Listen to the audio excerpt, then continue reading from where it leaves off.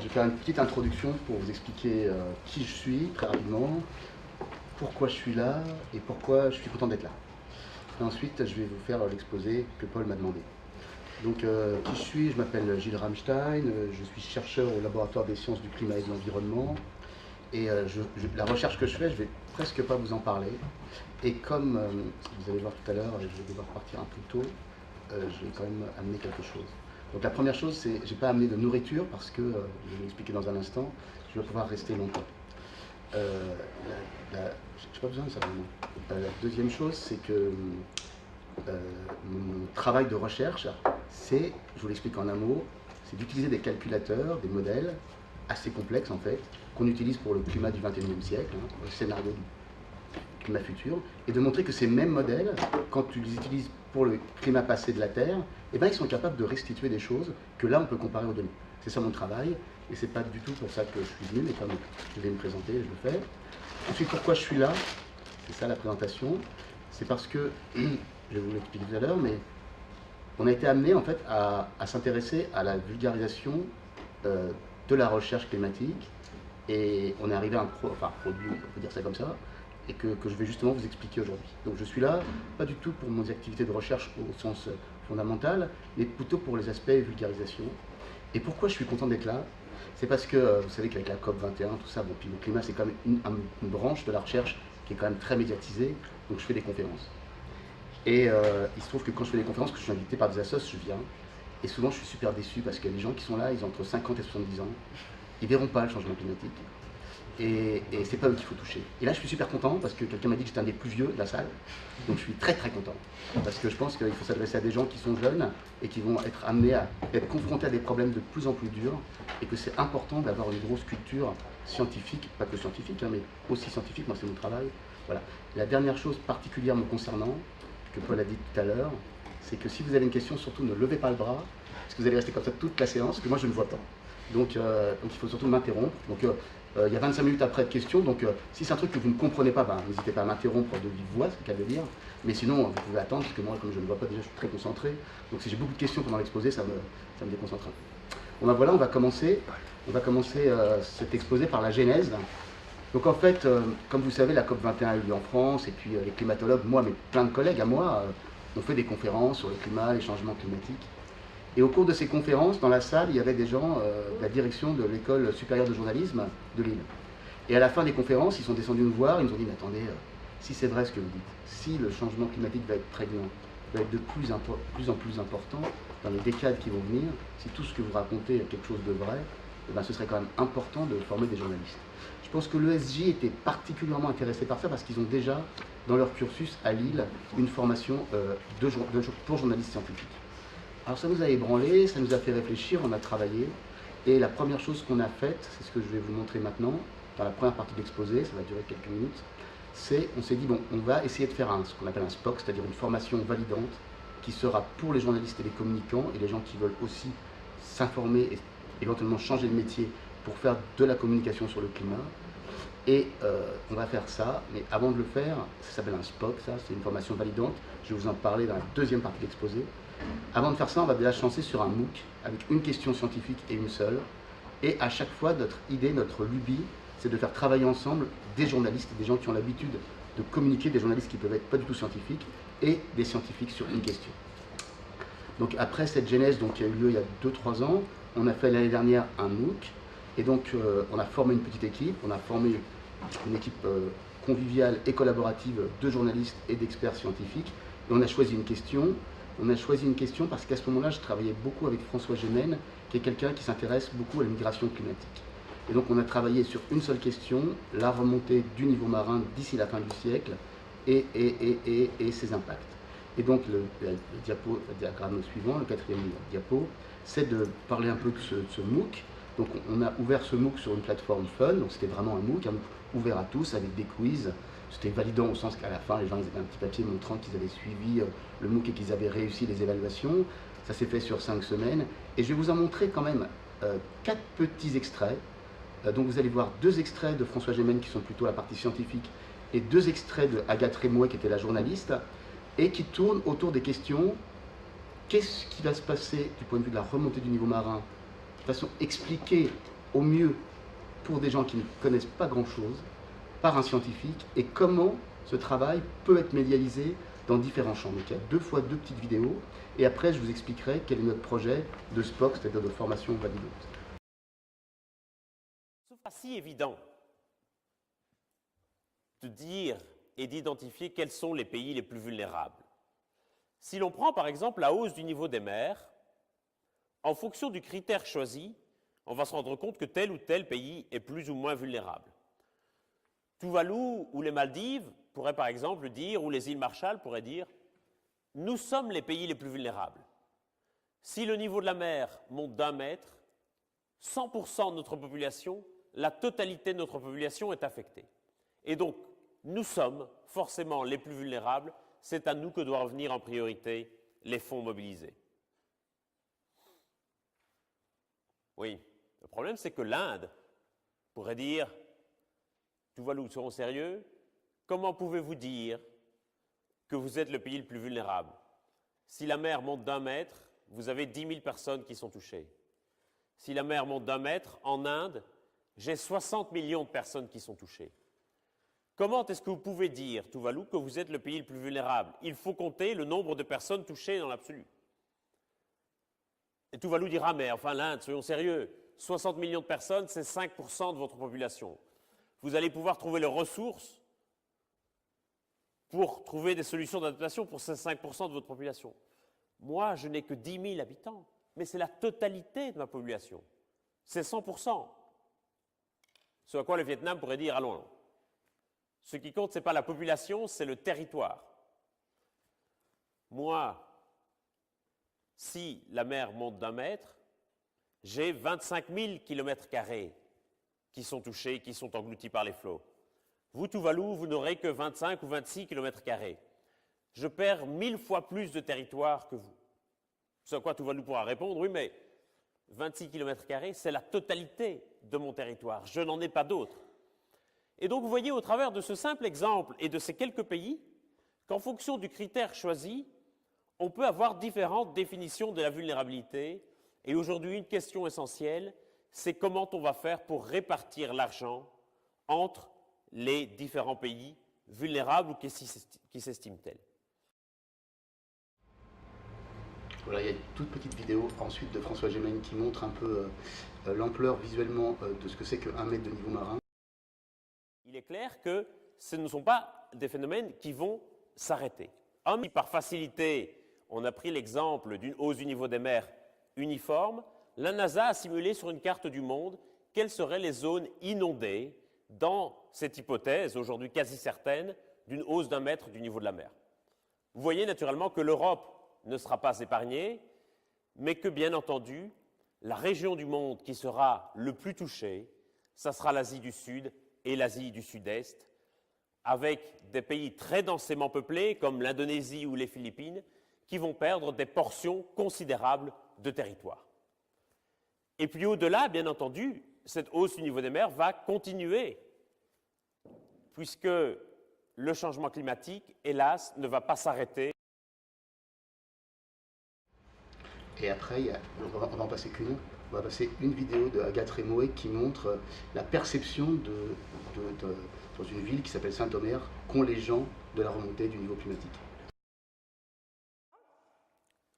On a fait un reportage, on a la chance dans cette école d'avoir des étudiants calés sur le sujet. On a envoyé 2 étudiantes en reportage voir du niveau de la mer, même si elles en sont éloignées, et on va voir ce que ça donne sur place. Au cœur du marais de Saint-Omer, cette exploitation agricole a les pieds dans l'eau. En 10 ans, Philippe Debarge a déjà vu plusieurs fois ses fleurs et légumes inondés, d'où sa crainte pour l'avenir. Je pense qu'à l'avenir, nous peut-être pas, mais nos enfants ou enfin, ceux qui seront professionnels et même les particuliers, eh bien, on risque d'avoir des accidents de plus en plus importants. D'ici à 2050, les terres de cet horticulteur ainsi que plusieurs maisons du Marais et certains quartiers de la ville risqueraient d'être inondés régulièrement. Des secteurs pour la plupart sous le niveau de la mer, les habitants, eux, ne sont pas toujours au courant. Ici, je crois pas. Ici, je crois qu'on est au-dessus quand même. On sait que dans le temps, la mer arrivait assez près dans la région, mais ça, c'était il y a quelques siècles. Enfin, ça ne va pas arriver, je pense pas. Ça m'étonnerait quand même parce qu'il y a d'autres endroits où ça arriverait plus vite que chez nous. Pourtant, le danger existe bien. Selon ce spécialiste du Marais, une montée du niveau de la mer aggraverait les risques d'inondation. Il suffit qu'on ait un mauvais concours de circonstances, des marées d'équinoxe, des gros coefficients de marée, un mauvais coup de vent sur le littoral avec de la houle, une grosse pluviométrie dans les jours qui ont précédé, une difficulté d'évacuer les eaux à la mer et le niveau du marais peut tamponner très rapidement. C'est déjà arrivé, mais on oublie très vite. Je crois que la résilience, c'est 4 ou 5 ans pour les gens qui ont subi un événement, donc on oublie très vite. Saint-Omer a déjà connu des épisodes de fortes inondations en 2002 et 2009. Depuis, les systèmes de pompage ont été renforcés. Entre 4000 et 5000 habitants en dépendent. Mais ces systèmes seront-ils suffisants face aux prévisions alarmistes ? Voilà, en fait, je vous ai montré ça parce que ce MOOC a été l'occasion pour nous, c'était un banc d'essai, de voir comment on pouvait travailler entre experts scientifiques sur une question précise et journalistes. Et là, je vous montre Guillaume, je suis un vainqueur. Il y a une dernière vidéo qui ressemble un petit peu à C'est pas sorcier sur la mesure de la remontée du niveau marin, mais vous pourrez la regarder si vous voulez, je vais vous laisser le PowerPoint de toute façon plus tard, mais je voudrais avoir du temps pour vous présenter le SPOC dans les 5-10 minutes qui me restent. Donc ce MOOC a eu pas mal de succès, on l'a fait un peu à l'arrache, ça a été vraiment très dur, mais il a été quand même regardé par, il y a plus de 2000 personnes qui se sont inscrites sur la plateforme Feuille, de 65 pays du monde, donc on s'est dit bon, ça va, on peut essayer de se lancer sur un SPOC, une formation sérieuse, entre guillemets, au sens académique, et validante. Et donc le premier slide que je vous montre sur ça, donc c'est la présentation d'Access. Donc j'ai laissé ici, oui, j'ai pas expliqué quelque chose tout à l'heure que je voulais vous dire, c'est que malheureusement je pourrais pas rester toute la journée, parce qu'au début quand Paul m'a contacté, c'était pour le 23, le 16 je pouvais pas, donc j'ai accepté de venir, mais j'étais pris, donc je pourrais pas rester. Donc d'une part j'ai pas amené à manger, mais je vous laisse de la nourriture intellectuelle, je vous laisse un livre que vous partagerez comme vous voudrez. Et puis j'ai laissé aussi, pour ceux que ça intéresse, un peu de doc papier pour que vous n'ayez pas besoin de noter plein de trucs que vous avez là près de l'ordinateur. Donc on a fait une formation de M2 qui va être complètement en ligne et qui va être essentiellement pour appréhender les différents compartiments de l'impact du changement climatique. Donc je vais vous expliquer un peu mieux ce qu'il y a dedans tout à l'heure, mais d'abord l'idée c'est quoi? L'idée c'est que pendant 30 ans, comme je suis vieux donc je l'ai vu, les grands médias, au lieu d'augmenter la culture scientifique des gens pour un problème qui va être vraiment international et dramatique, se sont amusés à faire des combats de gladiateurs sur des rings avec d'un côté un sceptique, d'un autre côté un climatologue la plupart du temps, en faisant croire que c'était pareil, ils avaient le même poids, alors que 99,99% des experts en climatologie croient au changement climatique et croient qu'il s'agit de l'homme. Et donc, pendant tout ce temps-là, on a perdu beaucoup de temps. Et maintenant, il s'agit d'essayer de revenir là-dessus. Donc de former des communicants, des journalistes, pas à une pensée, parce que ce n'est pas du tout notre objectif, mais à une connaissance. Et donc l'idée, c'est vraiment de leur donner accès aux différents compartiments du changement climatique pour leur permettre, et c'est ça qui est essentiel pour moi, de s'orienter dans ce qui va se passer. Donc ça, c'était un peu l'idée. Ensuite, le concept, c'est la diapo suivante, c'est un peu tout ce qui nous anime, nous scientifiques et les journalistes qui travaillent avec nous, pour lancer cette formation. C'est vraiment de donner aux communicants des bases scientifiques qui leur permettent dans tout ce qu'on va entendre, parce qu'on va en entendre sur le changement climatique, de s'orienter, d'avoir quand même des bases. Et c'est quelque chose qui manque énormément, vu qu'il n'y a qu'une seule école de journalisme qui a vraiment une filière scientifique, et c'est l'ESJ, et c'est vraiment une filière scientifique globale. C'est autant les particules élémentaires que la biologie, ça recouvre tout. Donc nous, on a voulu combler ce manque, et pourquoi on l'a fait en français et online, c'est pour permettre à des francophones, dans les pays qui sont extrêmement vulnérables, comme le Sénégal, même au Vietnam, dans les pays où il y a encore des gens qui parlent français qui sont intéressés par ça, de pouvoir, avec des tarifs vraiment très peu onéreux, acquérir cette connaissance. Donc ça, c'est un peu le concept. Et maintenant, je vais vous parler un peu de la façon dont c'est organisé. Donc en fait, c'est vraiment quelque chose qui est fait conjointement à chaque fois entre un journaliste et un climatologue. Donc moi, je m'occupe de l'unité d'enseignement qui s'appelle Climat, avec un journaliste qui suit les affaires de climat depuis très longtemps, peut-être vous le connaissez, qui s'appelle Sylvestre Huet. On a fait ça ensemble, et chaque unité d'enseignement est organisée de la façon suivante. Il y a une conférence plénière, qui est un peu comme une émission de télé qui dure à peu près 1 heure, 1 heure et quart, qui est filmée à l'ESJ avec, bon, moi je ne vois pas, mais il paraît que c'est très bien fait, avec 5 caméras et tout ça, donc c'est très professionnel, qui dure 1h15 et qui permet à l'étudiant d'avoir une vue d'ensemble sur l'unité d'enseignement. Ensuite, il y a des volets très particuliers, sur des problèmes particuliers. par exemple les extrêmes climatiques, par exemple qu'est-ce que c'est que le GIEC, par exemple les rapports climat-carbone et les scénarios de CO2, toutes ces questions-là. Et puis ensuite, il y a une insertion de l'étudiant dans soit des projets de recherche, soit dans des lectures d'articles et des évaluations. Les évaluations sont faites essentiellement, de façon, j'espère, intelligente, sur des exercices qui testent à la fois sa capacité de comprendre un peu de science et d'être capable de la transmettre correctement. Et alors donc maintenant, je passe au programme lui-même. Donc il y a 7 unités d'enseignement, mais en tout, il y en a 9. Donc il y en a une dont je vous ai un peu parlé, c'est celle sur le climat proprement dit. Il y en a une autre qui est faite par Jean-Paul van der Linden, elles ne sont pas dans l'ordre que vous voyez là. C'est la 5 par Jean-Paul van der Linden sur climat et société. Je vous les donne dans l'ordre dans lequel elles vont être suivies par les étudiants. Ensuite, il y en a une qui va intéresser les gens d'ici, qui relate tout ce qui est changement climatique et vivant. Hein, le vivant, c'est aussi bien les forêts que les animaux, c'est assez large, très large spectre. Ensuite, il y a une UE qui concerne climat, économie et énergie. Alors là, je vais vous dire que c'est très large. Ensuite, il y a une UE qui est sur et justice, tous les problèmes de justice et de convention que pose le problème du climat. Donc ce sera quelqu'un peut-être que vous connaissez qui s'appelle Laurent Méret, qui va s'occuper de cette UE du point de vue expert, et quelqu'un qui est un journaliste du Monde qui s'appelle Roger Simon qui va là. Bon, je n'ai pas mis les noms, on pourra discuter de ça tout à l'heure. Et enfin, et c'est une UE pour laquelle j'ai un peu insisté, il y a une UE sur changement climatique et changement de concept philosophique, c'est-à-dire, bon voilà, il y a le problème de savoir comment on va se positionner, c'est un peu ce que vous avez peut-être cet après-midi avec sobriété, sur une société occidentale qui s'est quand même construite sur la dilapidation, sur le fait que la Terre était un puits sans fond, et que bon, ça entraîne des changements de concepts philosophiques. Donc il y a aussi une UE qui vise à montrer l'évolution des concepts philosophiques sur ces questions. Enfin, il y a une UE plus spécifique qui est sur l'utilisation de différents types de médias pour faire passer ces informations, et puis un stage, comme dans tous les M2, il y a un stage, soit une équipe de recherche, etc. Bon, la dernière chose que je vais dire avant de m'arrêter, ça c'est la dernière diapo, c'est sur les inscriptions.